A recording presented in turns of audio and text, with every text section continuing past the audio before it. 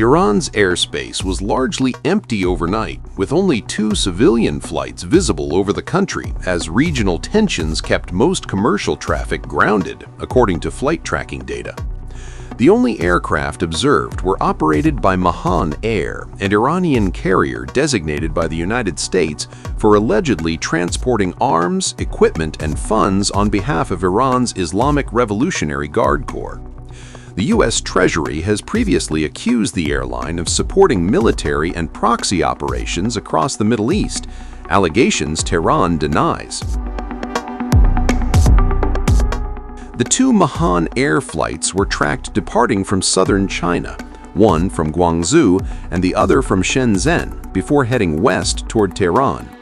No other commercial flights were seen crossing Iranian airspace during the same period, an unusual development for a region that typically serves as a major transit corridor between Asia, Europe, and the Middle East.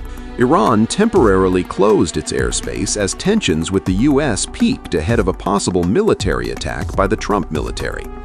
The airspace was closed for 2 hours, allowing only limited international flights with special clearance to fly in and out, according to flight tracking data.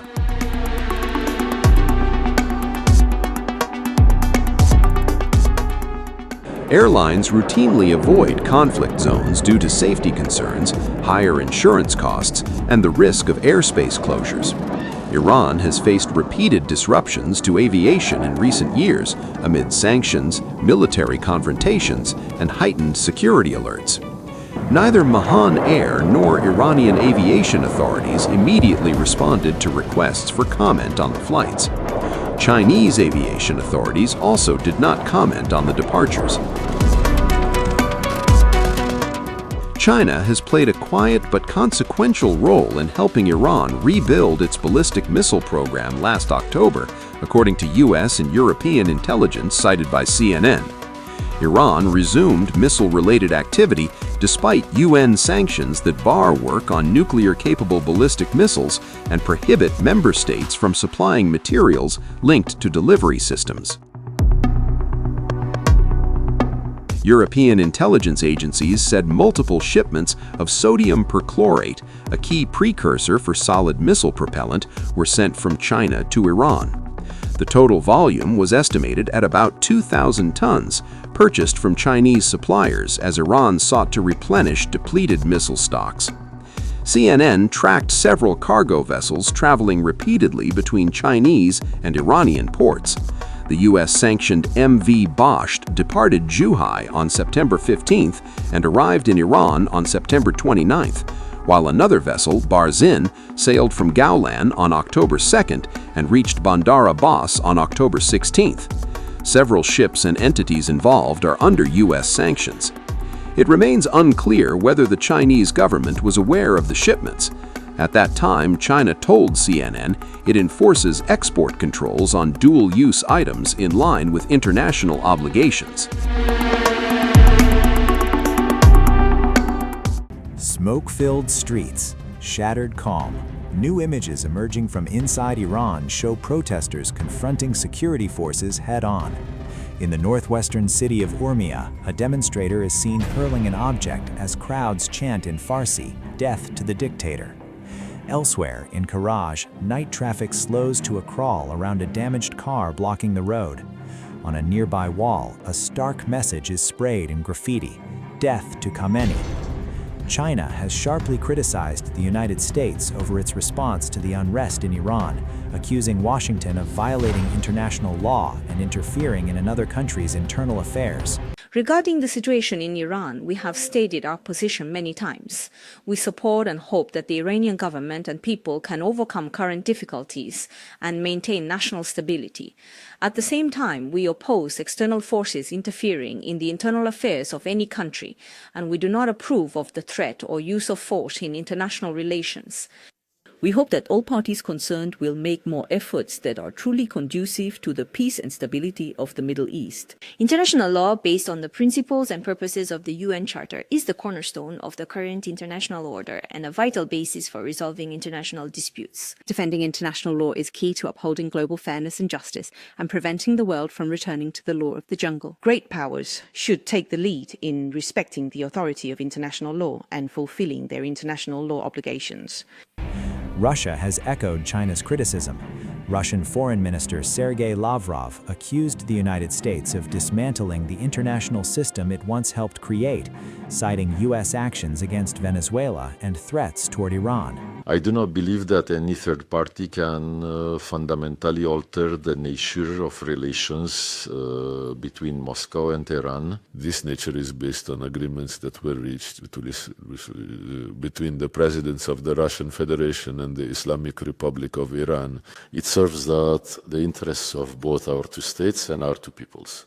This character is embodied in a whole series of practical projects of a very tangible material nature, such as the building of the Bushehr nuclear power generating station, the implementation of plans in the sphere of transport infrastructure, such as the North-South corridor, and many other crucial issues that are currently on the agenda of Russian-Iranian relations, all of which hold particular significance, including for the overall development of this entire region, this particular region of the Eurasian continent. It is undeniable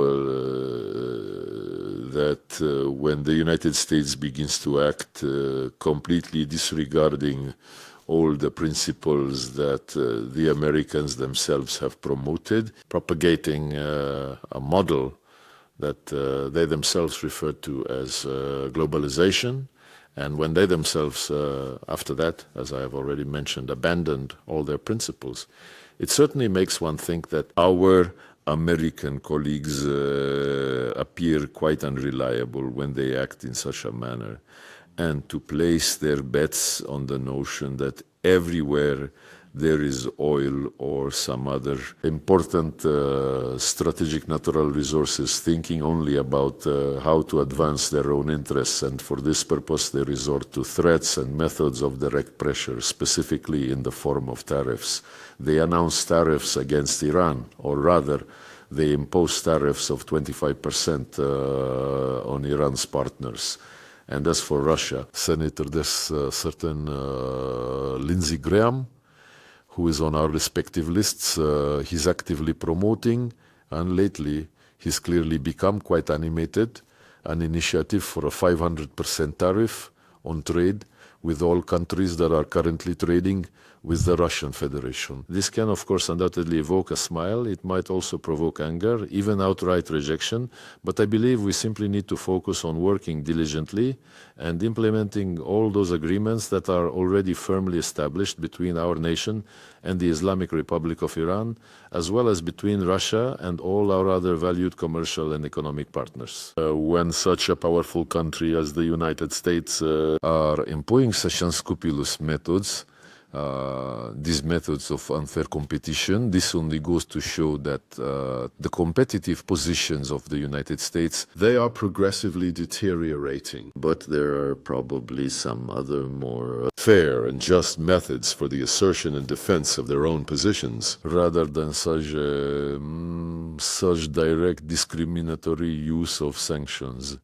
This cannot continue for long. This will lead to an even more serious crisis in international economic and indeed political relations. In the dialogue we have with Washington, which we intend to continue, we speak about this quite frankly. We openly discuss the absolute necessity of finally bringing some elementary order to the methods currently being employed on the international stage. The diplomatic backlash comes as Iran signals readiness for confrontation. Iran's foreign minister, Abbas Araghchi, warned that Tehran is ready for war if the United States chooses to test it, while also saying Iran remains open to dialogue. At the same time, Iran's Revolutionary Guards said they're at the highest level of readiness to respond decisively to what they called miscalculations by the United States and Israel. Inside Iran, the situation is growing more severe.